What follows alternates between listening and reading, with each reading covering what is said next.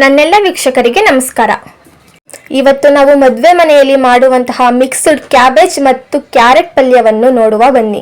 ಅದಕ್ಕೂ ಮೊದಲು ನೀವಿನ್ನೂ ನನ್ನ ಚಾನೆಲ್ನ ಸಬ್ಸ್ಕ್ರೈಬ್ ಮಾಡಿಲ್ಲ ಅಂದ್ರೆ ದಯವಿಟ್ಟು ಸಬ್ಸ್ಕ್ರೈಬ್ ಮಾಡಿಕೊಂಡು ವಿಡಿಯೋ ನೋಡಿ. ನಿಮ್ಮ ಒಂದು ಸಬ್ಸ್ಕ್ರೈಬ್ ಇಂದ ನಾನು ಇನ್ನೂ ಹೆಚ್ಚಿನ ವಿಡಿಯೋ ಮಾಡುವುದಕ್ಕೆ ಹೆಲ್ಪ್ ಆಗುತ್ತೆ. ಮೊದಲು ಜಾರಿಗೆ ತುರಿದಿರೋ ಅರ್ಧ ಹೋಳು ಕಾಯಿ ಹಾಕೋಣ. 6 ಹಸಿಮೆಣಸಿನಕಾಯಿ, ಸ್ವಲ್ಪ ಶುಂಠಿ ಹಾಗೂ 1 ಚಮಚ ಜೀರಿಗೆ ಹಾಕಿಕೊಂಡು ರುಬ್ಬಿಕೊಳ್ಳೋಣ. ಜಾಸ್ತಿ ನುಣುವಾಗಿ ರುಬ್ಕೋಬಾರ್ದು. 1-2 ಸಲ ಮಿಕ್ಸಿ ಆಡಿಸ್ಕೊಳ್ಳಿ ಸಾಕು. ನೋಡಿ ಈಗ ರುಬ್ಕೊಂಡಿದ್ದೀನಲ್ಲ ಆ ತರ.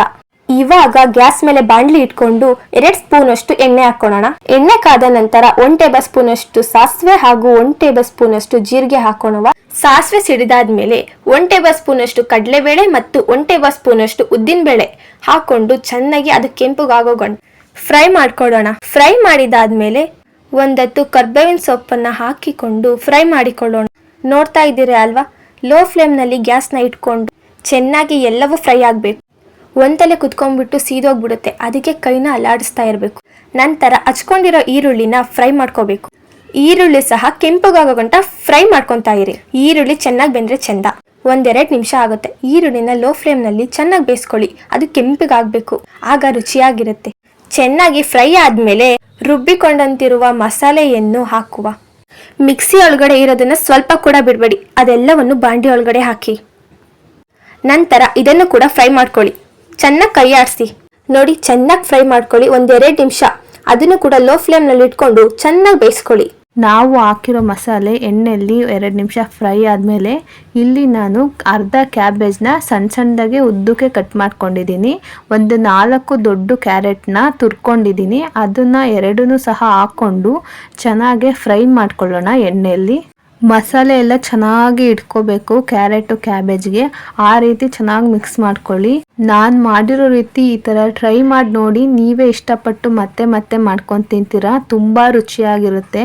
ಮದುವೆ ಮನೆಗಳಲ್ಲಿ ಈ ಥರ ಪಲ್ಯ ಮಾಡ್ತಾರೆ. ಇದೇ ಥರ ವಾಸನೆ ಬರುತ್ತೆ, ಇದೇ ಥರ ಫ್ಲೇವರ್ ಇರುತ್ತೆ. ನೀವು ತಿಂತಾ ಇದ್ರೆ ಅಷ್ಟು ರುಚಿಯಾಗಿರುತ್ತೆ. ಅದೇ ಥರ ಪಲ್ಯ ಇದು ಮಾಡ್ತಾ ಇರೋದು ನಾನು. ಚೆನ್ನಾಗಿ ಮಿಕ್ಸ್ ಮಾಡ್ಕೊಳ್ಳಿ. ಮಸಾಲೆ ಎಲ್ಲ ಕ್ಯಾಬೇಜು ಕ್ಯಾರೆಟ್ಗೆ ಅಂಟ್ಕೋಬೇಕು, ಆ ರೀತಿ ಮಿಕ್ಸ್ ಮಾಡಿಕೊಂಡು ಒಂದು ಸ್ವಲ್ಪ ಗ್ಯಾಸ್ನ ಲೋ ಫ್ಲೇಮಲ್ಲಿ ಇಟ್ಕೊಂಡೆ ಮಿಕ್ಸ್ ಮಾಡ್ಕೊಳ್ಳಿ. ಆಮೇಲೆ ಬೇಕಾದರೆ ಮಿಕ್ಸ್ ಮಾಡಿದ್ದಾದಮೇಲೆ ಮೀಡಿಯಮ್ ಫ್ಲೇಮ್ನಲ್ಲಿ ಇಟ್ಕೊಂಡು ಬೇಯಿಸ್ಕೊಳ್ಳಿ, ಆವಾಗ ಚೆನ್ನಾಗಿ ಬೇಯುತ್ತೆ. ಲೋ ಫ್ಲೇಮಲ್ಲಿ ಇಟ್ಟರೆ ಲೇಟ್ ಆಗುತ್ತೆ ಬೇಯೋದು. ನಾವು ಹಾಕಿರೋ ಕ್ಯಾರೆಟು ಕ್ಯಾಬೇಜ್ನ ಚೆನ್ನಾಗಿ ಮಿಕ್ಸ್ ಮಾಡಾದ್ಮೇಲೆ ಉಪ್ಪು ಹಾಕೋತಾ ಇದ್ದೀನಿ. ಫಸ್ಟ್ ಮಿಕ್ಸ್ ಮಾಡಿದ್ದಾದ್ಮೇಲೆ ಈ ನೀರೆಲ್ಲ ಚೆನ್ನಾಗಿ ಇಳ್ಕೊಳ್ಳುತ್ತೆ ಕ್ಯಾರೆಟು ಕ್ಯಾಬೇಜಲ್ಲಿ, ಅದಕ್ಕೋಸ್ಕರ ಬೇಗನೆ ಉಪ್ಪು ಹಾಕೋಬಿಡಿ. ನೀವೇ ನೋಡಿ ಎಷ್ಟು ನೀರು ಬಿಟ್ಕೊತಾ ಇರುತ್ತೆ ಅದರಲ್ಲೇ ಅಂತ. ಈ ಪಲ್ಯಕ್ಕೆ ಯಾವುದೇ ಥರ ನೀರು ಹಾಕೋದಿಲ್ಲ ನಾನು. ಮಸಾಲೆ ವೇಸ್ಟ್ ಆಗುತ್ತೆ ಅಂತ ಜಾರಿನ ನೀರು ಒಂದೇ ಒಂದು ಸ್ವಲ್ಪ ತೊಳೆದ್ಬಿಟ್ಟು ಹಾಕ್ತೀನಿ ಅಷ್ಟೇ. ಕ್ಯಾಬೇಜ್ನಲ್ಲೇ ತುಂಬ ನೀರಿನ ಅಂಶ ಇಳ್ಕೊಳ್ಳುತ್ತೆ ನಾವು ಉಪ್ಪು ಹಾಕಿದ್ಮೇಲೆ. ನಾವು ಬಾಣಲಿಗೆ ಯಾವಾಗಲೂ ಕೈ ಆಡಿಸ್ಕೊತಾನೆ ಇರಬೇಕು, ಇಲ್ಲಾಂದ್ರೆ ತಳ ಹೊತ್ಬಿಡುತ್ತೆ. ನೋಡಿ ಇವಾಗ ಸ್ವಲ್ಪ ನೀರು ಹಾಕೊಂಡ್ಬಿಟ್ಟು ಜಾರಿಗೆ ಮಸಾಲೆ ಎಲ್ಲ ಮಿಕ್ಸ್ ಮಾಡಿಕೊಂಡು ಹಾಕೋತಾ ಇದ್ದೀನಿ ಅಷ್ಟೇ. ಇದಕ್ಕೆ ನೀರಿನ ಅವಶ್ಯಕತೆ ಇಲ್ಲ, ಮಸಾಲೆ ವೇಸ್ಟ್ ಆಗುತ್ತೆ ಜಾರಲ್ಲಿರೋದು ಅಂತ ಹಾಕ್ತಾ ಇದ್ದೀನಿ ಅಷ್ಟೇ. ಇವಾಗ ಚೆನ್ನಾಗಿ ಬೇಯಿಸ್ಕೋಬೇಕಾಗುತ್ತೆ ನಾವು. ಆ ನೀರಿನ ಅಂಶ ಇದೆಯಲ್ಲ ಅದೆಲ್ಲ ಹೋಗ್ಬೇಕು. ಆ ರೀತಿ ಕೈ ಬಿಡ್ದಂಗೆ ಬಾಣಲಿ ಕೈ ಆಡಿಸ್ಕೋತಾನೆ ಇರಿ. ಈ ಪಲ್ಯ ಚಪಾತಿ, ರೊಟ್ಟಿ, ದೋಸೆ ಎಲ್ಲದಕ್ಕೂ ಒಳ್ಳೆ ಕಾಂಬಿನೇಷನ್ ಅಂತಾನೆ ಹೇಳ್ಬೋದು. ತುಂಬಾ ರುಚಿಯಾಗಿರುತ್ತೆ. ನಾನು ಹೆಂಗ್ ಮಾಡಿದ್ದೀನಿ ನೀವು ಅದೇ ತರ ಮಾಡಿ ನೋಡಿ, ತುಂಬಾ ರುಚಿಯಾಗಿ ಬರುತ್ತೆ. ನೋಡಿ ಕ್ಯಾಬೇಜು ಕ್ಯಾರೆಟ್ ಆಲ್ರೆಡಿ ಅಲ್ಲೇ ಬೆಂದೋಗಿದೆ. ಇದು 10 ನಿಮಿಷ 15 ನಿಮಿಷ ಸಾಕು ಈ ಪಲ್ಯ ಮಾಡೋದಕ್ಕೆ, ಬೇಗನೆ ಆಗೋಗುತ್ತೆ.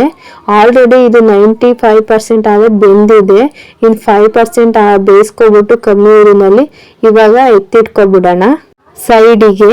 ಈ ಥರ ಪಲ್ಯನ ನೀವು ನಿಮ್ಮ ಮನೇಲಿ ಒಂದ್ಸಲ ಟ್ರೈ ಮಾಡಿ, ಖಂಡಿತವಾಗ್ಲೂ ನಿಮ್ಗೆ ಇಷ್ಟ ಆಗೇ ಆಗುತ್ತೆ, ಆ ಭರವಸೆ ನಾನು ಕೊಡ್ತೀನಿ. ಈ ವಿಡಿಯೋ ಇಷ್ಟ ಆದರೆ ಲೈಕ್ ಮಾಡಿ, ಶೇರ್ ಮಾಡಿ, ನನ್ನ ಚಾನಲ್ನ ಸಬ್ಸ್ಕ್ರೈಬ್ ಮಾಡ್ಕೊಳ್ಳಿ. ಇದೇ ಥರ ಈಸಿ ರೆಸಿಪೀಸ್ ನಿಮಗೆ ಬೇಕು ಅಂತ ಅಂದರೆ ನನ್ನ ಚಾನಲ್ನ ಫಾಲೋ ಮಾಡ್ತಾ ಇರಿ. ನಿಮಗೆ ಯಾವ ರೆಸಿಪಿ ಬೇಕು ಅಂತ ಕಮೆಂಟ್ ಮಾಡಿ. Thank you.